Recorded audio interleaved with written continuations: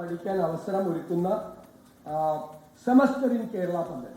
കാരണം പല രാജ്യങ്ങളിലും ഒരു സെമസ്റ്റർ പുറത്തുപോയി പഠിക്കാനുള്ള അവസരമുണ്ട്. അത് കേരളത്തിൽ വന്ന് പഠിക്കാൻ ലോകത്തെ വിവിധ യൂണിവേഴ്സിറ്റികളുമായി ഈ സ്കീം നിലവിലുള്ള വിവിധ യൂണിവേഴ്സിറ്റികളുമായി ബന്ധപ്പെട്ട് ഒരു സെമസ്റ്റർ ഇവിടെ വന്ന് പഠിക്കാനുള്ള ഒരു സൗകര്യം ഉണ്ടാക്കും. സ്റ്റുഡന്റ് മൊബിലിറ്റി ഉറപ്പുവരുത്താൻ സർവകലാശാലകൾക്കിടയിൽ ക്രെഡിറ്റ് ട്രാൻസ്ഫർ സംവിധാനം ഏർപ്പെടുത്തും. കേരളത്തിലെ ക്യാമ്പസുകളിൽ സ്റ്റുഡന്റ് ഡൈവേഴ്സിറ്റിക്ക് പ്രധാന പരിഗണന നൽകും. ക്യാമ്പസുകളിൽ റാഗിംഗ് തടയാൻ സിദ്ധാർത്ഥൻ സ്റ്റുഡന്റ് ഡിസ്ട്രസ് ആപ്പ്. കേരളത്തിലെ ക്യാമ്പസുകളിൽ റാഗിംഗ് തടയാനും വിദ്യാർത്ഥികളുടെ ക്ഷേമം ഉറപ്പുവരുത്താനും Siddharthan anti ragging and student welfare act നടപ്പാക്കും. കേരളത്തിലെ ഉന്നത വിദ്യാഭ്യാസ രംഗം അമിത രാഷ്ട്രീയവൽക്കരണത്തിൽ നിന്ന് മോചിപ്പിക്കാൻ അക്കാഡമിക് കൗൺസിലിന്റെ എക്സിക്യൂട്ടീവ് ബോഡിയായി ഒരു അക്കാഡമിക് സിൻഡിക്കേറ്റ് ഉണ്ടാകും. അക്കാഡമിക് കാര്യങ്ങൾ മാത്രം ചർച്ച ചെയ്യും. ഇപ്പൊ യൂണിവേഴ്സിറ്റികളിലെ സിൻഡിക്കേറ്റിൽ നടക്കുന്നത് അക്കാഡമിക് കാര്യങ്ങൾ ഒഴിച്ചുള്ള ബാക്കി എല്ലാ ചർച്ചയും നടക്കുന്നത്. അത് അക്കാഡമിക് കാര്യങ്ങൾ മാത്രം നടത്തി വളരെ റിസർച്ച് ഓറിയന്റഡ് ആക്കി ലോക നിലവാരമുള്ള കോഴ്സുകൾ ആരംഭിക്കാൻ ഉള്ള പാകത്തിൽ കേരളത്തിലെ യൂണിവേഴ്സിറ്റികളെ മാറ്റുക എന്നതാണ് നമ്മുടെ ഉദ്ദേശം. സർവകലാശാലകളിലെയും കോളേജുകളിലെയും സ്കൂളുകളിലെയും വിദ്യാർത്ഥികൾക്കെതിരായ ജാതീയമായ വിവേചനങ്ങളും പക്ഷപാതവും അവസാനിപ്പിക്കാൻ രോഹിത് വെമുല ആക്ട് കൊണ്ടുവരും. +1 സീറ്റ് പ്രതിസന്ധിക്ക് ശാശ്വതമായ പരിഹാരം കണ്ടെത്തും. എന്നില്ല അവിടെ സംസാരിക്കരുന്നേ, അവിടെ സംസാരിക്കല്ലേ, അവിടെയും സംസാരിക്കല്ലേ പുറത്തു.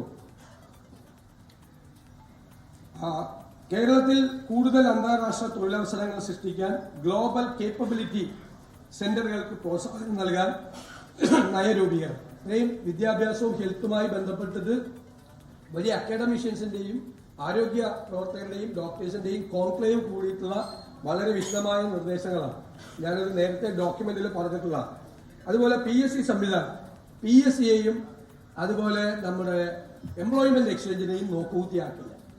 എവിടെ വേക്കൻസി വന്നാലും 24 മണിക്കൂറിൽ അത് റിപ്പോർട്ട് ചെയ്യണം. റിപ്പോർട്ട് ചെയ്തില്ലെങ്കിൽ അച്ചടക്കമാണ് അവിടെ ചെയ്യുന്നത്. വേക്കൻസി റിപ്പോർട്ട് ചെയ്തു കഴിഞ്ഞാൽ ഏറ്റവും വേഗത്തിൽ അഡ്വൈസ്മെന്റ് അയക്കാനുള്ള സംവിധാനം, അതിനൊരു നിശ്ചിതമായ ഒരു അക്കൗണ്ടബിലിറ്റി ഉണ്ടാക്കും. അതുപോലെ സംസ്ഥാനത്തെ മയക്കുമരുന്ന് മുക്ത സംസ്ഥാനമാക്കും. മയക്കുമരുന്നിന്റെ ഉത്ഭവ, വിപണന, വിതരണ ശൃംഖല കണ്ടെത്തി സമൂലമായി ഇല്ലാതാക്കാൻ ബ്രേക്ക് ദ ഡ്രഗ് ചെയിൻ അതാണ് ഇപ്പൊ ചെയ്യാത്ത അതാണ്. ഇപ്പൊ അറസ്റ്റ് ചെയ്യുന്നത് വലിക്കുന്നവരെ മാത്രമാണ് അറസ്റ്റ് ചെയ്യുന്നത്. 3 മണിക്കൂർ സ്റ്റേഷനിൽ നിർത്തി ജാമ്യത്തിലൂടെ അവർ പുറത്തുപോയി അത്ര നേരം വലിക്കാത്തത് വലിക്കുകയും ചെയ്യാറ്. ഇതിന്റെ പ്രഭവ കേന്ദ്രങ്ങളെ അന്വേഷിക്കുന്നില്ല, സോഴ്സ് അന്വേഷിക്കുന്നില്ല. അപ്പൊ നമ്മുടെ പരിപാടി ബ്രേക്ക് ദ ഡ്രഗ് ചെയിനാണ്. ഭയങ്കരമായ വിപണന സംഘടനയാണ്, അത് പൊളിച്ചടുക്കും.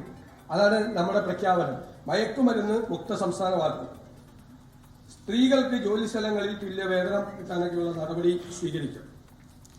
5 വർഷം കൊണ്ട് 5 ലക്ഷം പേർക്ക് വീട് നൽകും. ഭവന പദ്ധതികളുടെ തുക വർദ്ധിപ്പിക്കും. SC/ST വിഭാഗങ്ങൾക്കും മത്സ്യത്തൊഴിലാളികൾക്കും പ്രത്യേക ഭവന പദ്ധതികൾ നടപ്പിലാക്കും.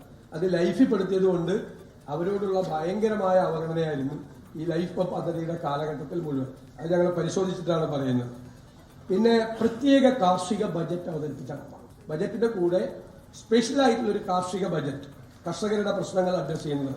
റബ്ബറിന് 300 രൂപ താങ്ങുവിലയാണ്. സിയാൽ മോഡൽ റബ്ബർ കമ്പനികൾ ആരംഭിക്കും. അതുപോലെ കാർഷിക വിളകളുടെ താങ്ങുവില നിശ്ചയിച്ച സ്വാമിനാഥൻ കമ്മീഷൻ റിപ്പോർട്ട് നടപ്പാക്കും. അതായത് പറഞ്ഞിരിക്കുന്നത്, സ്വാമിനാഥൻ കമ്മീഷൻ റിപ്പോർട്ടിൽ പറഞ്ഞിരിക്കുന്നത് കോസ്റ്റ് ഓഫ് പ്രൊഡക്ഷൻ +50%. ഉൽപ്പാദിപ്പിക്കാൻ കർഷകനുണ്ടായ ചെലവ് 50% കൂടി ചേർത്തിട്ടാണ് മിനിമം സപ്പോർട്ട് പ്രൈസ് നിശ്ചയിക്കുന്നത്. അങ്ങനെ ചെയ്യും. നാണ്യവിളകളെ കാർഷിക ഉൽപ്പന്നങ്ങളുടെ പട്ടികയിൽപ്പെടുത്താൻ കേന്ദ്ര സർക്കാരിൽ സമ്മർദ്ദം ചെലുത്തും. കുടിയേറ്റ കർഷകർ നേരിടുന്ന എല്ലാ പ്രശ്നങ്ങളും സമയബന്ധിതമായി പരിഹരിക്കും. ഭൂപ്രശ്നങ്ങളുമായി ബന്ധപ്പെട്ട് വർഷങ്ങളായി വിവിധ കോടതികളിൽ നിലനിൽക്കുന്ന കേസുകൾ കർഷക താൽപര്യം സംരക്ഷിച്ച് സമയബന്ധിതമായി തീർക്കും. വന്യമൃഗങ്ങളുടെ കാടിറക്കം സംബന്ധിച്ച് യഥാസമയം ജനങ്ങൾക്ക് മുന്നറിയിപ്പ് നൽകാൻ ഡ്രോൺ, നിർമ്മിത ബുദ്ധി, IoT അടക്കമുള്ള ആധുനിക സാങ്കേതിക വിദ്യ ഉപയോഗപ്പെടുത്തിയുള്ള നിരീക്ഷണ മുന്നറിയിപ്പ് സംവിധാനങ്ങൾ പരമ്പരാഗത സംവിധാനങ്ങളെയും ആധുനിക സംവിധാനങ്ങളെയും സമന്വയിപ്പിച്ച് ഈ വന്യജീവി ആക്രമണം തടയാനുള്ള നടപടികൾ സ്വീകരിക്കും. ഭൂ ഉടമകളുടെ ഭൂമിയിൽ കടന്നു കയറുന്ന കാട്ടുമൃഗങ്ങളെ നേരിടുന്നതിന് ഭൂ ഉടമകൾക്ക് അധികാരം നൽകുന്ന നടപടികൾ സ്വീകരിക്കും. അതുപോലെ തന്നെ ഈ തീരപ്രദേശത്തെ ജനങ്ങളുടെ ദുരിതമാണ് ജീവിതം. കടലിന്റെ അവകാശം കടലിന്റെ മക്കൾക്ക് ഉറപ്പുവരുത്തുന്ന നടപടികൾ സ്വീകരിക്കും. മത്സ്യബന്ധന അവകാശം മത്സ്യത്തൊഴിലാളികൾക്കായി നിജപ്പെടുത്തും. പട്ടികജാതി പട്ടികവർഗ വിഭാഗങ്ങൾക്കായി നൽകി വരുന്ന SCP TSP മാതൃകയിൽ ഒരു ഫിഷറി സബ് പ്ലാനിന്റെ കൂടെ നടപ്പാക്കും. മത്സ്യത്തൊഴിലാളികൾക്ക് ഡീസൽ പെട്രോൾ സബ്സിഡി ലഭ്യമാക്കും. മണ്ണെണ്ണ സബ്സിഡി വർദ്ധിപ്പിക്കാൻ നടപടിയെടുക്കും. 40 രൂപ മണ്ണെണ്ണയ്ക്ക് ഉണ്ടായിരുന്ന സമയത്താണ് ഉമ്മൻചാണ്ടി സർക്കാർ 25 രൂപ സബ്സിഡി കൊടുത്തത്. ഇപ്പൊ 110 രൂപയാണ് മണ്ണെണ്ണയ്ക്ക്, അപ്പോഴും 25 രൂപയാണ്, അതുപോലും കൊടുക്കുന്നില്ല. പിന്നെ വനാവകാശ നിയമം PSA നിയമം പൂർണ്ണമായും നടപ്പാക്കും. ഏകദേശം 5.5 ലക്ഷത്തോളം ഏക്കർ ഭൂമി സർക്കാർ ഏറ്റെടുക്കുന്നതിന് നിയമനിർമ്മാണം നടത്തി നിയമാനുസൃതമായി ദളിത് ആദിവാസി വിഭാഗങ്ങൾക്കും മറ്റർഹരായ ഭൂരഹിതർക്കും നൽകും.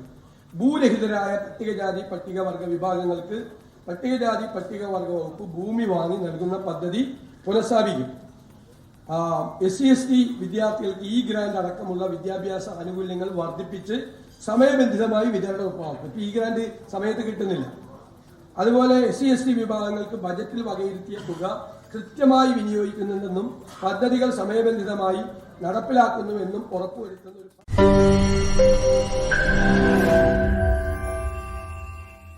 ലോകത്തെവിടെയായാലും ഏത് സമയത്തും 24 വാർത്തകളും ഓഗ്മെന്റഡ് റിയാലിറ്റി പാക്കേജുകളും എക്സ്പ്ലെയിനറുകളും വിശദമായി കാണാൻ ഞങ്ങളുടെ യൂട്യൂബ് ചാനൽ നിങ്ങൾക്ക് സബ്സ്ക്രൈബ് ചെയ്യാം.